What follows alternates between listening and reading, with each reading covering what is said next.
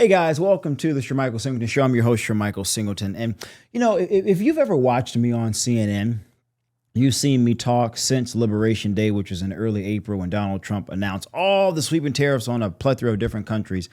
I've been arguing from day one that this was not going to have an immediate impact on the economy and potentially not even a long-term impact on the economy.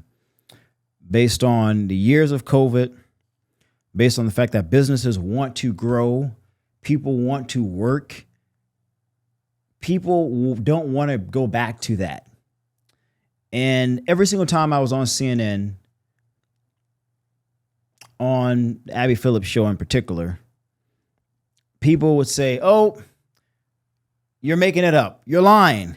And, there were moments where I would be on the show where I would just say, read the damn numbers. Read the numbers. You don't have to trust me. Read what the experts are saying. And even when they would have some experts on, some of the experts they would have on would always be people who would be biased, in my opinion, to the ultimate outlook. People who are saying we're going to be in a recession or inflation is going to be higher. And I've talked about this on the show before. And some would say, well, President Trump didn't kick in all of his tariffs. He actually did kick in some. The effective tariff rate is 18%. 18%. And we're not in a recession. Inflation hasn't moved. Unemployment rate is still down. Consumer spending is still, for the most part, strong, modest, depending on how you want to look at it. I want to talk about, though, what Goldman Sachs had to say. So let's talk about it. So I want you guys, we got up on the big LED screen here. I want you guys to look at this piece from Goldman Sachs. It came out July 17th on macroeconomics, titled "Trade Uncertainty Has a Smaller Impact on the Economy Than Feared." And I'm going to read all of this. While President Trump's tariff announcements sparked a surge in trade policy uncertainty this year, the impact on actual economic activity is barely visible, according to Goldman Sachs research. Let's read that again. While President Trump's tariffs announcements sparked a surge in trade policy uncertainty this year, the impact on actual economic activity is barely visible. This is according to Goldman Sachs research. Our economists initially feared that trade policy uncertainty under a second Trump administration would be a substantial drag on investment, jobs, and economic activity in countries exposed to the tariffs. That's what they thought. They were fearing that you would see a drag on jobs and economic activity. Estimates from the last trade war, when Trump was in office the first time, suggested that an increase in trade policy could subtract 0.3% from the U.S. GDP and 0.9% from our friends over in Europe, with similarly large impacts globally. But policy uncertainty surged above levels during the last episode of trade tensions. The indicators of investment, of manufacturing employment, consumer spending, and overall activity have mostly followed their prior trends since late 2024. Meanwhile, Goldman Sachs researchers' country teams forecast for the second quarter and full year growth show net increases from previously downgraded levels. There are very few signs that uncertainty has taken a toll on activity. 8 months since trade policy uncertainty spiked, write Goldman Sachs researchers Joseph Briggs, who co-leads the global economics team, and economist Sarah Dong. Let's read their quote again. There are very few signs that uncertainty is taking a toll on activity. And you can look at the graph there that's measuring trade policy uncertainty and the impact it's had since April. It's remained elevated, but as you can see where we are, it's dropped like a hot tamale. Does trade uncertainty harm the economy? That's a question that they ask, and here's what they write. Generally, economic theory holds that uncertainty should mostly delay investment, whereas actual policy changes deter it. That impact tends to be front-loaded since the cost of pausing investment following a rise in uncertainty is small, while the cost of making an irreversible investment is large. I'm going to read that last part again. The cost of pausing an investment following a rise in uncertainty is small. So basically, you invest something, you can just pause. We're not going to put any more in right now. while the cost of making an irreversible investment is large. Meaning, if you put it all in, it's kind of hard to say, wait a minute here, I want to take it back. Furthermore, our researchers, along with those at the Federal Reserve, have found that the drag on investment appears to peak within 3 to 6 months of a trade policy uncertainty shock before recovering quickly. This is similar to the impact of non-trade related economic uncertainty caused by shocks such as geopolitical tensions, changes to economic policy, and market volatility. While the size of the impact from policy uncertainty was very difficult to pin down given the limited number of increases in policy uncertainty in modern economic data, particularly ones as large as delivered since the last election, most market participants expected that it would slow global growth in 2025. Instead, and this is what's important, current activity indicators across countries, meaning not just in the U.S., guys, across the globe, have shown very little correlation between trade policy uncertainty and economic activity. What's more, our researchers found a little difference in activity trends among countries that did and did not increase exports to the U.S. this spring. That suggests that front-loading can't fully account for the lack of uncertainty drag to date. Why isn't trade uncertainty showing up in economic data? Well, here's what they write. Briggs and Dong, Goldman Sachs and The Economist, write that several factors might help explain why the drag on growth from trade uncertainty has not been visible. First, trade-exposed investment by manufacturing firms accounts for a small share of GDP in most countries, less than 1% on average. That suggests the drag on growth may just be too small to see, they quote, in the aggregate. The author's right. That's what they're saying. It may just be too small for us to see if there's any real impacts here or drags here. And while the new factor investment has pulled back considerably over the past 3 months, especially in countries that are more exposed to U.S. tariffs, such spending only accounts for 0.2 to 0.3% of GDP in major economies. Second, uncertainty slows growth through its interaction with financial conditions such as prevailing interest rates, credit spreads, and equity market levels. And financial conditions have erased since the start of the year, which may have dampened the drag from trade policy uncertainty. Specific government policies put in place in reaction to President Trump's tariffs, such as a stronger than expected fiscal reaction in Germany and other economies, may have helped compensate for the uncertainty increase. Finally, standard uncertainty measures may have overstated the initial rise in uncertainty that became more real in April when President Trump announced a broad package of import duties on Liberation Day. While activity and investment expectations turned lower in April, these shifts have largely reversed on the back of better tariff news. Taken together, the timing of uncertainty impacts and the limited channels for it to affect growth suggest that the peak trade policy uncertainty drag on growth should be behind us. Briggs, works for J.P. Morgan, Chase, and Dong, The Economist, writes, while we continue to expect the tariffs will slow activity later this year, we expect this will be mostly driven by the direct impacts of tariffs rather than uncertainty around trade policy. What they're saying at the end, ladies and gentlemen, is that they expect things to slow down a little bit, particularly if the tariffs continue to be in place. But what we're seeing is that President Trump is trying to move more and more toward deals. Now, he did increase tariffs on India because they're buying oil from Russia, and that was good because Russia is clearly invading Ukraine, a sovereign nation. So you want to put that pressure. If you're going to purchase anything from the Russians, the United States will tariff you because we don't want to support what the Russians are doing. So that's good geopolitics. Canada and Mexico, we got to figure that out, and they need to come to the table and make a good deal with us. I think we will. And then China, it appears every couple of weeks we're getting closer and closer to a finalized deal there. I think that deal needs to happen sooner than later because if it does, then I think we might get some lower rates in September, potentially. But what am I saying, man? Because I started this dialogue talking about my conversations on CNN. You heard me read that Goldman Sachs report. I have followed the numbers as someone who's running a business. My business is a streaming platform. I have customers that we're encouraging to get on our platform to support our business, and we're trying to create great content in the streaming place for firearms for that customer base. And I'm seeing our customers continue to buy at a market price point that is not a difficult barrier of entry for them. Our prices are $8.99, and we're getting ready to lower them about $1 because we care about our constituents. And we understand that people are working hard. And $8 close to 10 may be a little difficult to some people, believe it or not. And so we've done the math and figured out, well, if we continue to focus on bulk, then we'll still be able to generate significant cash revenue.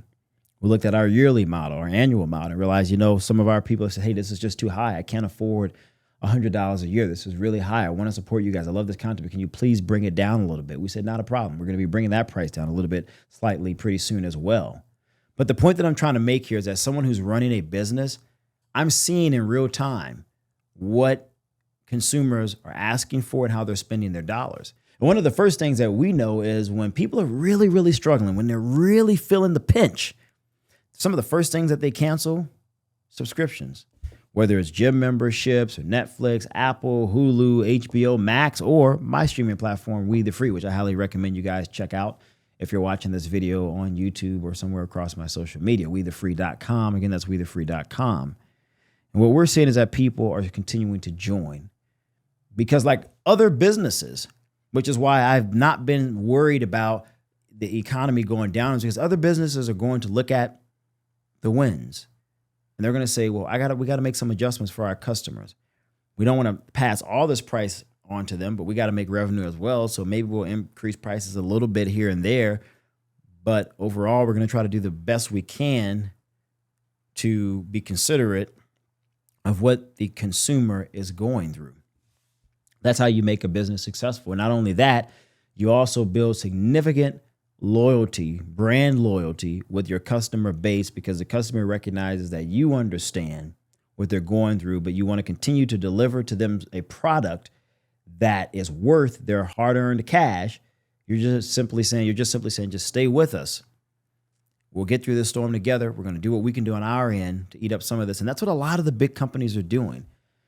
We went through, 2.5 years, almost 3 years of COVID, give or take, of complete shutdowns, kids not going to schools, business losing significant revenue, having to rely on the government to stay afloat. Businesses want to be out there in the business, no pun intended, of offering a good to people that's worth people buying, people cherishing, people liking, people enjoying. And the consumer wants to work.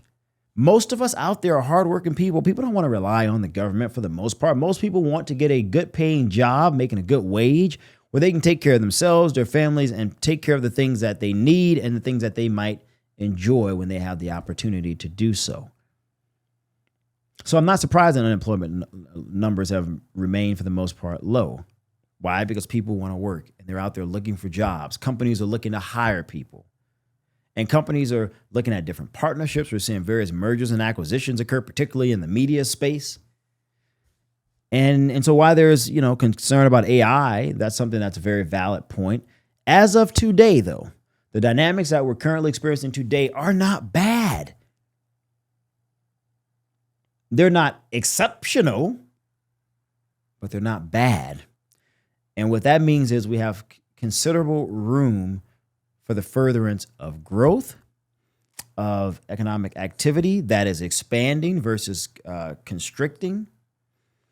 And I think most business owners out there, most entrepreneurs out there recognize that. Now, that's not to say that there are some people who are in certain industries and sectors where they may inadvertently be significantly impacted by tariffs because maybe they're importing a lot of stuff from Taiwan or the Philippines or China because that's what their customer base want. And we got to be cognizant of that, which is why I have said, look, we got to figure out these deals and move them along as quickly as we possibly can. But again, let's peel back up that Goldman Sachs piece titled "Trade Uncertainty Has a Smaller Impact on the Economy Than Feared." That's important, folks, because there are a lot of people out there who have talked about President Trump, and we can bring me back. Just leave this up.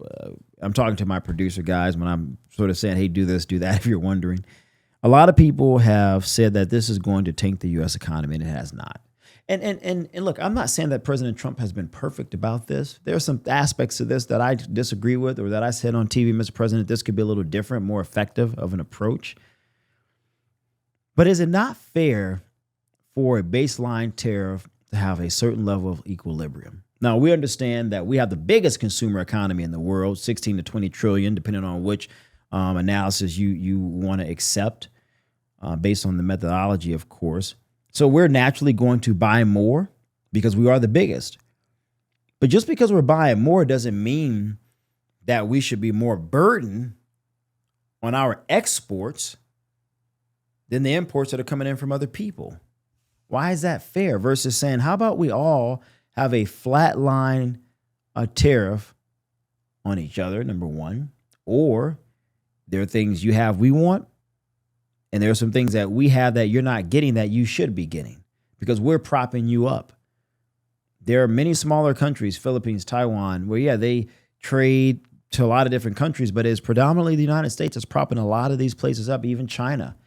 Trade with the United States represent a significant portion of their GDP. So if the American taxpayer is going to be propping up other countries, other societies at a minimum, is it too much to ask that the trade deals are fair, are structured in a way that our industries benefit as well as theirs? We're not saying we want to stop buying. There are a lot of things that other people make that we enjoy. And I'm not talking about the complicated things. I'm just talking about smaller things that we enjoy. We're saying, look, we are an advancing society. We're not really going back to making certain things anymore because we're trying to lead the new technological revolution that's getting ready to happen. And so if you're going to make a good that we still enjoy, then we're going to buy that from you, but we're also going to demand that you prioritize buying things from us because it is the strength of our currency. It is the strength of our consumer market that's been propping you up for decades. You tell me if you think that's not fair. It is. And so when you think about this study that I just read, trade uncertainty has a smaller impact on the economy than fear. Just think about what I said. It's a rough game. We haven't seen numbers like this since the 30s. FDR was still in office then. So it's been a while. But because something is rough in the beginning doesn't mean that the overall outcome can't be a net positive for the United States in the long run. And I think that's the conversation that we should be having versus what we often have, the way I started off this show and I'm on CNN when we're talking about Trump is going to destroy everything for the working class people and then the Democrats saying we're going to do everything to fix it.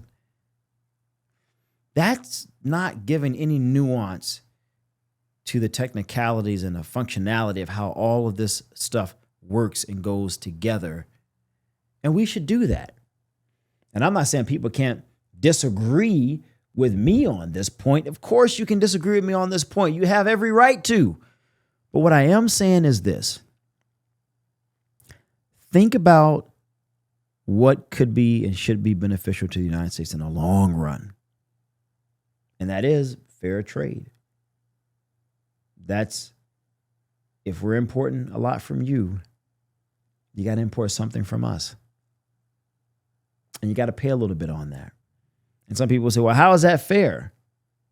How is it not fair when it's our economy that's propping up so many others? How is that fair?